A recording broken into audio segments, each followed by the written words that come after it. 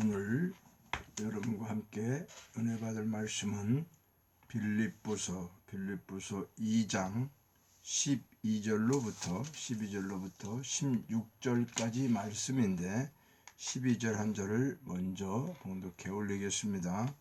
그러므로 나의 사랑하는 자들아, 너희가 나 있을 때뿐만 아니라 더욱 지금 나 없을 때에도 항상 복종하여 두렵고 떨림으로 너희의 구원을 이루라. 오늘 이 본문 구절을 우리가 잘 이해하지 못하면 구원을 우리들이 이루는 것으로 오해하기 쉽습니다. 왜 그렇습니까? 두렵고 떨림으로 너희의 구원을 이루라. 너희가 구원을 이루어야 하는 말씀처럼 오해할 수 있기 때문입니다. 이런 말씀 때문에 신학적으로도 논쟁을 하며 하나님의 구원이 인간의 어떤 노력으로 선한 일이나 어떤 종교적인 행위를 통해서 구원을 이룰 수 있는 것처럼 인간의 힘으로 가능한 것처럼 문자적으로 오해를 불러올 수가 있다. 그래서 먼저 결론부터 말씀드리면 구원은 어떤 경우든지 간에 하나님께서 창세전 언약을 통하여 예수 그리스도의 피로 영원한 속죄를 이루시고, 이것이 히브리서 9장 12절, 또 이 뜻을 따라 예수 그리스도의 몸을 단번에 들이심으로 우리가 거룩함을 얻었다. 히브리서 10장 10절에. 그러니까 그들의 죄와 그들의 불법을 내가 다시 기억하지 아니하리라. 이것들을 사하셨은즉 다시 죄를 위하여 제사 드릴 것이 없느니라 라고 히브리서 10장 17절과 18절. 우리가 죄를 사함받기 위해서 우리가 할 수 있는 일은 아무것도 없습니다. 오직 예수 그리스도 십자가에서 그분이 대속하시고 구속하시고 속량하신 그 은혜뿐이라고 하는 것입니다. 예수 그리스도의 보혈의 피가 아니고는 우리가 구원받을 수, 죄사함을 받을 수 있는 일이 없다는 사실을 성경에 말씀하고 있습니다. 이 사실을 믿음으로 받는 자들에게 구원이 이루어지는 것이고 얻은 것이고, 이 믿음 또한 하나님이 주시는 선물이다. 그래서 구원을 위하여 인간이 할 수 있는 일은 전혀 없다는 이 사실이 하나님의 사랑이요 하나님이 우리에게 은혜로 주신 선물이라고 에베소 2장 8절에 말씀하고 있는 것입니다. 본문을 이제 주예와 같은 성경 강해를 통해서 말씀을 한번 나누고자 합니다. 자, 2장 12절에 보니까 그러므로 사랑하는 자들아 너희 구원을 이루라. 여기 사랑하는 자들아, 사도 바울이 빌립보 교인을 목양하는 자로서 친근감 있게 부르는 호칭이라 할 수 있죠. 그러니까 사도 바울이 사랑하는 자들아, 이렇게. 우리 또 예를 들어서 교회를 섬기고 있는 목회자들이 사랑하는 성도님들, 이렇게 말하는 것과 같은 거죠. 그러면서 더불어 구원을 이루라는 권면을 지금 하고 있습니다. 이 구원을 이루라에 대해서 우리가 두 가지의 견해를 생각해 볼 수가 있는데, 첫째는 그리스도인 개개인의 차원에서 본절을 이해해야 한다. 이 말은 뭘까요? 본절의 권면은 칭의 이후에, 그렇죠? 우리가 구원받고 난, 의롭다고 칭함을 받고 난 이후에 성화되어져 가는 과정에서 신은협동의 차원을 의미하는 것으로 이미 구원의 확종을 얻었지만 매일매일 삶 속에서 구원의 증거를 실증하며 살아가야 함을 시사한다고 할 수 있습니다. 두 번째로는 그리스도인의 연합적 차원에서 본절을 이해해야 한다. 바울은 4절에서 이미 개인적인 삶만 집착하지 말고 다른 사람을 돌보아 주라고 권면하고 있습니다. 교회 전체의 집합적 공동체적 권면으로 볼 수 있는 견해라 할 수가 있습니다. 구원에 있어서는 개인과 교회는 분리할 수가 없다는 거죠. 그러니까 불가분의 관계를 맺고 있다고 하는 사실입니다.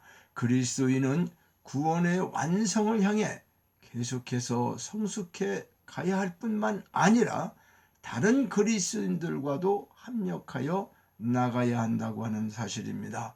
빌립보 4장 1절로 6절에 보면 나의 사랑 사모하는 기쁨 면류관 사랑하는 자들아 주 안에 서라 이렇게 말씀하고 있는데 항상 복종하여 두렵고 떨림으로 구원을 이루어 가라고 하는 방법은 하나님을 경외하고 전적으로 의지하여 하나님의 계획과 명령에 늘 순종하는 것입니다. 그렇다고 우리 행위로 구원받는 것이 아니라고 하는 사실입니다. 믿음에 의한 그러니까 율법과 복음을 확실하게 분별하고 구별해야 하는 것입니다. 늘 말씀드리지만 율법의 행위는 어떤 것입니까? 무엇을 지켜라 법으로 만드는 그것을 지켜서 내 행위로 그것을 지켜서 거룩하고 그것을 이루려고 하는 그런 것입니다. 율법, 도덕, 규례 이런 것들 내가 도둑질하지 말아서 도둑질 안 하고 그러는 게 아니 그것을 지키는 것이 우리가 율법에 의로운 것이 아니다. 그럼 복음은 뭡니까?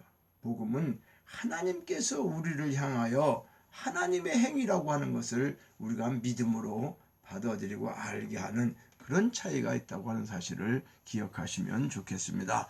2장 13절에서 너희 안에 행하시는 이는 하나님이시니 자기 기쁘신 뜻을 너희에게 소원을 두고 행하시나니 이렇게 요약하면 그런 말씀인데요. 여기 행하신다고 하는 거 헬라어로 에네르곤 하나님께서 진정한 힘을 부여하시며 우리의 결심과 소원까지도 인도하시는 분이심을 시사하고 있다. 그렇다고 해서 하나님께서 힘이 있고 능력이 있으시다고 해서 인간의 자유의지나 책임적인 선택을 무시하는 것이 아니라는 사실입니다. 하나님은 일의 계획과 성취함에 있어서 그 모든 것을 인도하시되 강제적인 방법이나 수단으로 하지 않는다는 것이죠. 하나님의 주권적 개입은 그리스도인의 인격을 조금도 손상시키지 않는다. 인간 상호관계는 너무나도 많은 술수들이 겉으로는 천사표요 속은 사마귀의 소굴이면서 인격을 무시하는 상처를 주고받을 수밖에 없는 그러한 인간들의 삶을 우리는 기억해 봐야 합니다. 2장 14절에서는 뭐라고 말씀하고 있습니까? 2장 14절 모든 일을 원망과 시비가 없이 하라. 자, 모든 일에 대해서 원망과 시비가 없이 하라. 여기 원망이라고 하는 것은 투덜대고 불평하는 것을 말할 수가 있죠. 시비는 뭘까요? 악이 있는 논쟁을 의미하지요. 결국 사소한 일을 가지고 악의가 있는 마음으로 불평하는 태도를 말씀하고 있습니다. 이러한 표현을 마치 광야에서 이스라엘 백성들을 염두에 두고 서로 유비시켜서 기록한 것으로 출애굽기 15장 17절 또는 민수기 14장 7절에 이런 그들이 불평하고 불면했던 그런 것과는 타당하지 않는다는 거. 왜 그럴까요? 이스라엘 백성들은 모세의 권위를 빙자하여 하나님께 도전한 반면에 빌립보 교회의 문제는 순수하게 교회 내부의 불화이었다라고 하는 것입니다. 그러니까 바울은 교회 내에서 불평과 싸움이 없이 모든 일 행하기를 권면하고 있다는 것입니다. 2장 15절에 보니까 이는 너희가 흠없고 순전하여 빛들로 나타내며 2장 15절 보니까요. 이는 너희가 흠이 없고 순전하여 어그러지지 않고 거스리는 세대 가운데에서도 하나님의 흠없는 자녀로 세상에서 그들 가운데 빛들로 나타내며 여기서 흠이 없다고 하는 것은 타인에게 책망받을 만한 일이 없는 것을 의미합니다. 순전하여는 이질적인 것이나 온전치 못한 것이 섞여져 있지 않는 불순물이 섞여져 있지 않는 상태를 가리킨다 할 수가 있습니다. 바울은 빌립보 교인들이 타인들에게 책망받을 만한 일이 없는 하나님의 거룩하고 온전한 성품을 닮아서 세상의 빛을 나타내기를 바라고 있다는 사실입니다. 그리스도인들은 세상의 빛으로 온 세상을 비치도록 부르심을 받은 자들입니다. 마태복음 5장 14절, 에베소서 5장 8절에 너희가 전에는 어둠이더니 이제는 주 안에서 빛이라. 빛의 자녀들처럼 행하라. 어그러지고 거스러지는 세대 가운데 이 말은 무슨 뜻일까요? 그리스도인들이 빛을 드러내야 할 세상을 의미하는데 이 세상은 하나님을 거역하고 악과 연합한 타락한 세대입니다. 에베소 6장 12절에 말씀하는 것처럼 그리스도인들의 사명은 흠이 없는 자로서 세상의 빛을 드러내는 것입니다.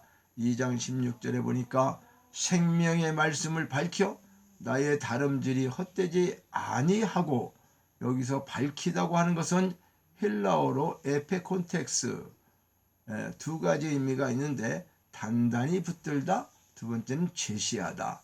자, 여기 어그러지고 거스리는 세대, 생명의 말씀을 단단히 붙들더라, 이런 의미로 해석이 되고, 제시하다고 하는 것은 세상의 생명의 말씀을 드러내는 것을 말합니다. 제시하는 것, 그렇죠? 이렇게 드러내주는 것.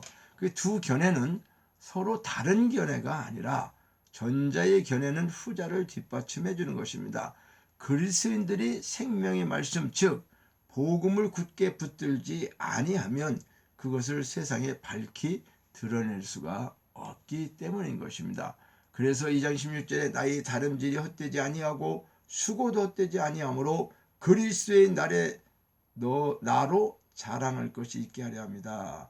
자, 바울은 빌립보 교인들이 생명의 말씀에 사로잡혀 말씀을 세상에 밝히 드러낼 때에 바울이 빌립보 교인들을 위해 해산의 수고를 하고 고난 가운데 복음을 전파하여 열매 맺는 것이 헛되지 않게 되며 그리스도의 날, 즉 재림의 때에 자랑이 된다는 결론으로 그리스도의 재림의 날에 그리스도인들이 땅에서 애쓰고 수고한 모든 대가를 보상받게 된다고 하는 의미로 말씀하고 있는데, 여기서도 그리스도의 재림에 대한 또 문자적으로 얽매이는, 마치 예수님이 구름 타고 오는, 손오공이 구름 타고 움직인 것처럼 그런 모습으로 재림한다고 생각해서는 안 되는 것입니다. 십자가에서 죽으시고 부활하신 후에 승천하셨다가 하늘에 속한 자들의 심령 안에 보혜사 성령님이 계신 것처럼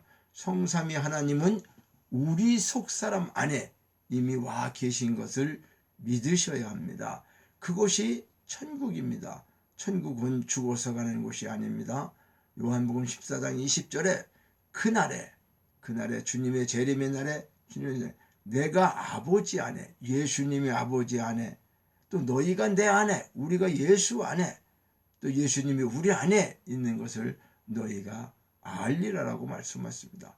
그래서 천국은 삼위 하나님이 계신 곳을 믿으셔야 됩니다. 하나님이 계신 곳이 천국입니다. 성령님이 계신 곳, 예수님이 계신 곳, 삼위일체 하나님이 계신 곳이 천국이라는 사실을 믿을 때에 우리 안에 그분이 계시면 우리가 천국인 것이고, 그분이 우리 삶 안에 계신다면 삶이 천국인 것입니다. 이 천국을 이루어가는 것이 구원을 이루는 것이며, 창세기 첫날부터 일곱째 날까지 신령성전을 하나님께서 우리 속에 지으시고 우리가 주님 안에, 주님이 우리 안에 연합된 것을 알고 두렵고 떨림으로 구원을 이루어 가라고 하는 이 권면의 말씀을 오늘 여러분과 함께 나누며 우리도 이렇게 삶의 구원을 또 이루어 가시는 저와 여러분 되시기를 주님의 이름으로 축원합니다. 감사합니다.